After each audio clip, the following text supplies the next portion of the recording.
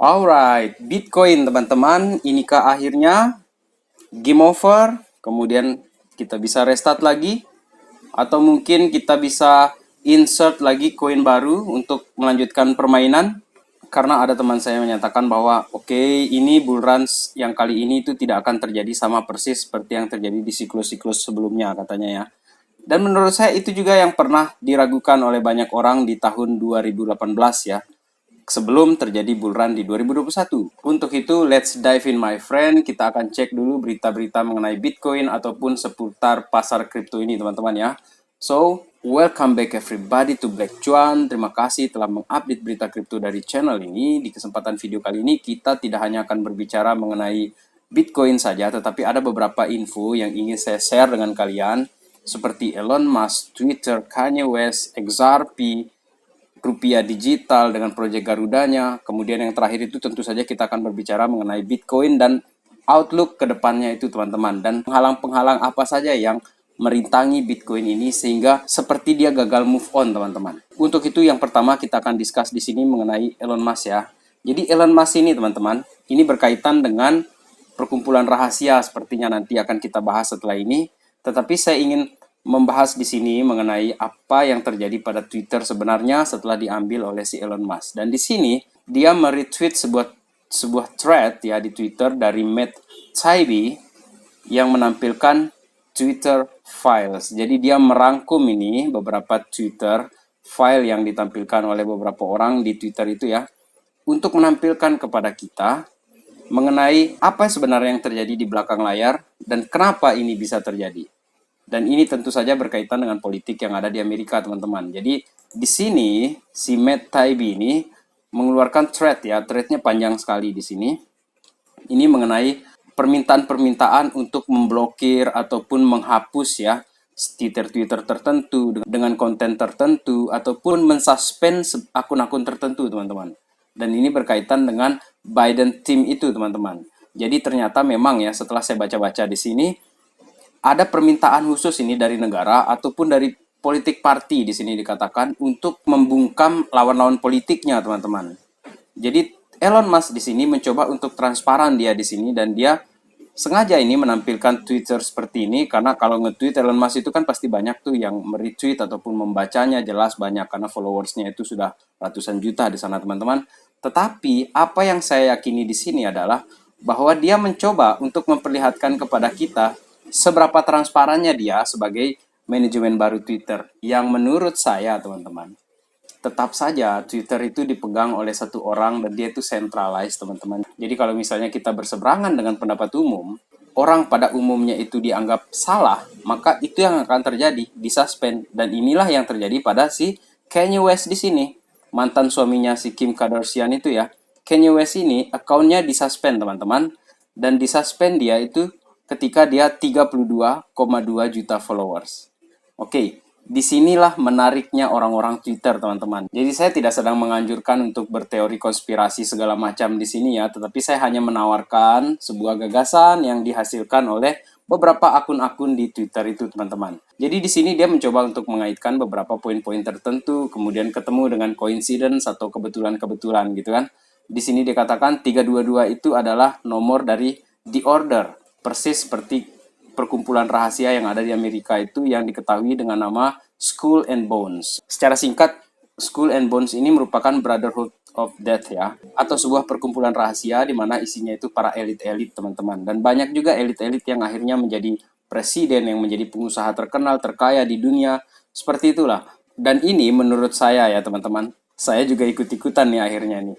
322 itu seolah-olah Elon Musk ini menampilkan ya kepada kita bahwa jangan-jangan dia juga salah satu anggota dari Skull and Bones tersebut. Jangan-jangan, itu kan hanya kecurigaan saya saja.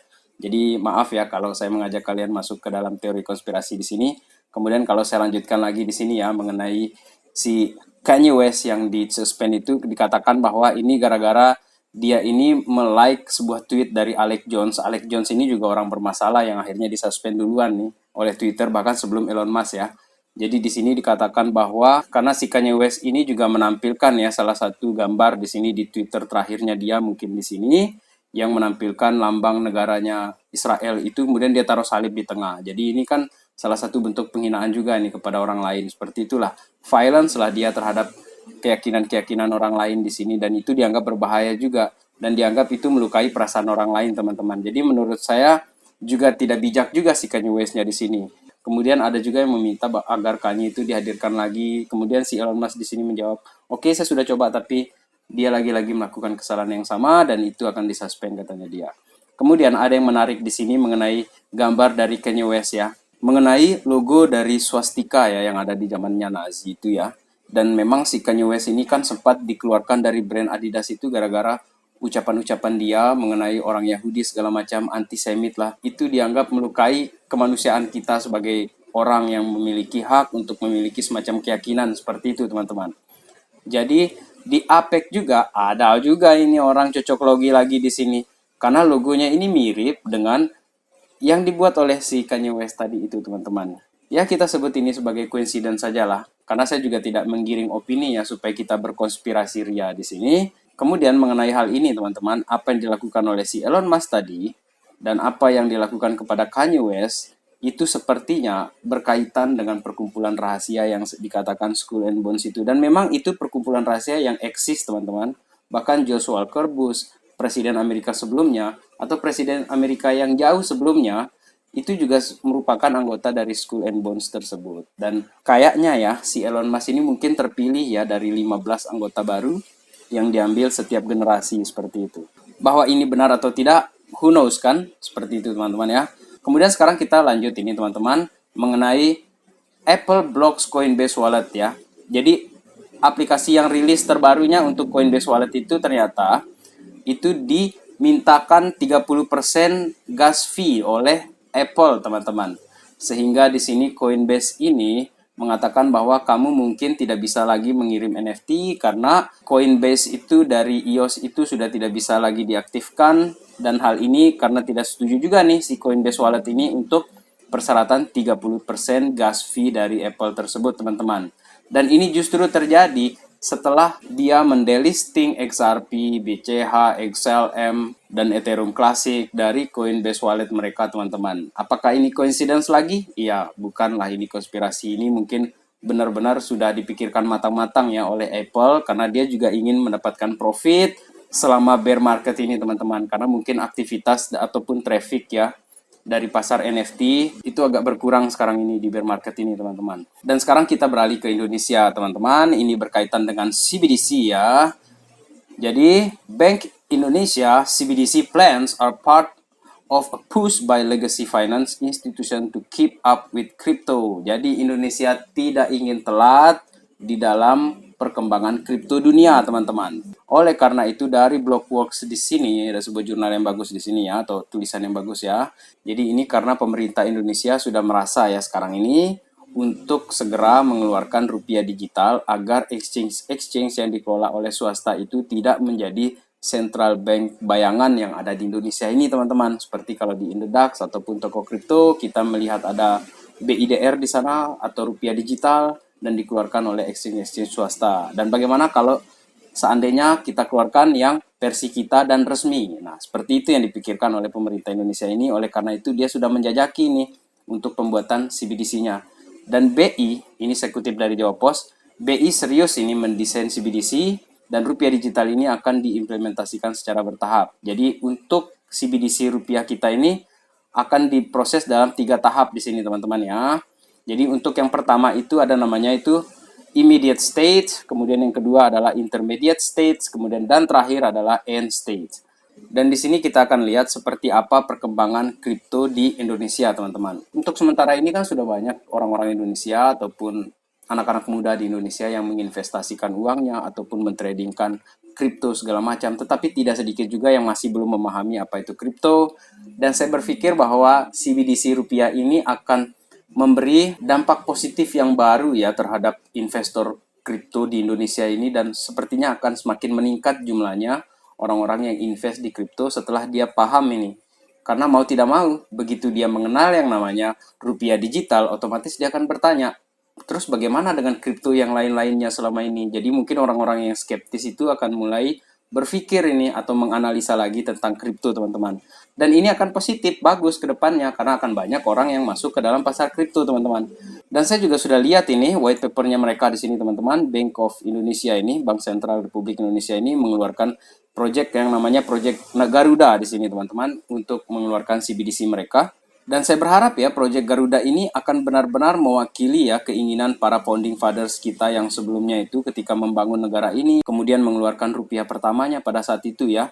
Dan saya berharap ini teman-teman ekonomi kita itu akan semakin kuat sehingga rupiah kita itu juga akan bagus ke depannya. Dan saya berharap di tangan-tangan orang-orang baru nanti ini yang mengelola rupiah digital ataupun mengelola pemerintahan ini secara umumnya itu akan semakin bagus lah ekonomi kita ke depannya, teman-teman. Itu yang harapan saya ya. Dan berkaitan dengan Bitcoin yang ini adalah akhirnya, seperti saya katakan tadi itu ya, atau inikah game overnya, ini saya dapatkan insight-nya dari salah satu postingan di Twitter ya, with majority of institutional investor. Oke, sekarang ini para investor institusi dikatakan sudah tertarik dengan tokenization ya, pembuatan token, termasuk seperti Indonesia tadi. Yang meskipun ya agak telat lah kalau kita katakan karena Cina sudah duluan, padahal Cina kan nge-ban Bitcoin itu dari 2012 teman-teman, tapi ternyata CBDC-nya dia sudah duluan. Tetapi dari berita ini saya muncul kecurigaan ya mengenai waktu untuk meriset, sudah waktunya untuk meriset sepertinya, mungkin seperti perkumpulan Elon Musk tadi itu ya, ataupun mungkin ya yang saya bilang tadi itu Skull and Bones itu, mereka ini ingin mengatur lagi ataupun ingin menguasai lagi sehingga ya orang miskin tetap miskin dan mereka akan tetap kaya dan mereka akan tetap mempengaruhi dunia semau-maunya mereka.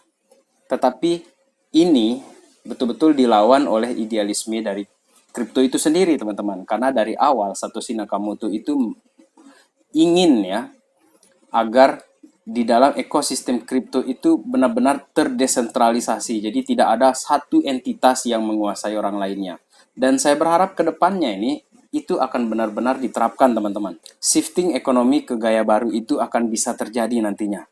Tetapi inilah yang saya katakan, central banks ini ataupun orang-orang yang sentral ini dengan kekuasaannya ini tetap ingin mempertahankan posisinya mereka.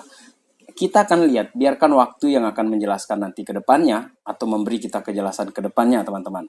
Karena kalau kita lihat sekarang ini, untuk Ripple sendiri ya, yang bahkan sering sekali dia dihalang-halangi di sini, bahkan dituduhkan segala macam, dia tetap berjalan maju kok teman-teman di sini. Dan di sini saya ingin menampilkan dari originstamp.com mengenai bank-bank yang sudah menggunakan Ripple sekarang ini, teman-teman. Bank-bank ini sudah mulai menggunakan XRP sekarang ini.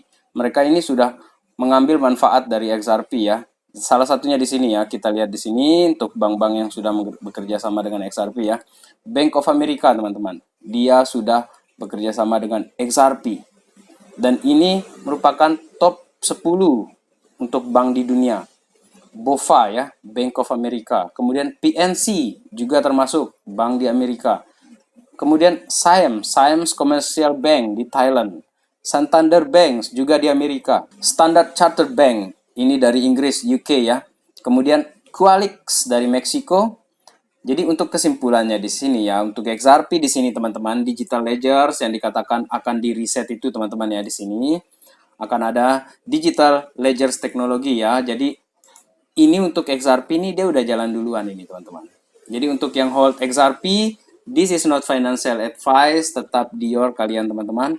Tetap be strong juga kalau yang sudah kadung beli dan bertahan sekarang ini ya. Kemudian yang saya ingin bahas selanjutnya itu adalah mengenai game over Bitcoin, teman-teman. Inilah yang saya katakan siklus 1, siklus 2, siklus 3, siklus 4, siklus 5 seperti apa nanti ke depannya. Kita ini sudah di siklus 4 sekarang ini di bear marketnya, teman-teman. Dan setiap kali Bitcoin ini tumbang, orang bilang game over. Siklus kedua, game over 2017. Siklus ketiga, game over di 2021. Dan sekarang ini masuk kita ke siklus keempat.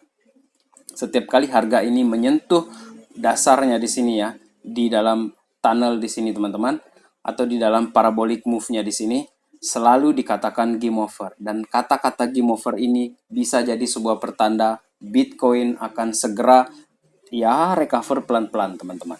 Dan di situ ada kesempatan untuk kita lakukan DCA di situ. Dan untuk harga Bitcoin sekarang ini di 16.900-an dia sudah agak turun ini, tapi untuk market cap sekarang ini sudah bagus, 892 miliar dolar, yang sebelumnya itu 800 bahkan hampir ke 700-an teman-teman. Kemudian yang saya katakan sebagai penghalang ya kenapa Bitcoin ini agak susah move sekarang ini teman-teman. Ini gara-gara ini nih. Salah satunya adalah Grayscale say no to proof of reserve. Dikatakan bahwa dia tidak mau menampilkan aset mereka, berapa uang mereka. Katanya ini berbahaya untuk investor saya dan dia lebih memilih untuk menyatakan dana kalian aman, percayalah kepada kami. Jadi kalau saya lihat juga dari CNBC di sini ya, ini berita November 21 teman-teman. Grayscale ini menolak untuk memperlihatkan reserve mereka karena alasan keamanan. Meskipun 45% dari aset dia itu sudah turun teman-teman secara valuasi ya. Dan ini yang saya anggap sebagai bendera merah. Kalau di dalam hubungan percintaan, bendera merah itu orang meninggalkan pasangannya ya atau kekasihnya. Tetapi di sini saya anggap bendera merah itu artinya mau perang terus atau mau merah terus ini Bitcoin. Dan banyak investor yang akhirnya akan keluar nanti dari sana karena tidak ada trust seperti ini. Sementara dia bilang, percaya sajalah sama kami, uang kalian aman. Nggak bisa begitu, di blockchain itu nggak bisa begitu. Dia harus diperlihatkan kepada para investor. Jadi ini akan tetap menjadi semacam batu pengganjal ke depannya teman-teman.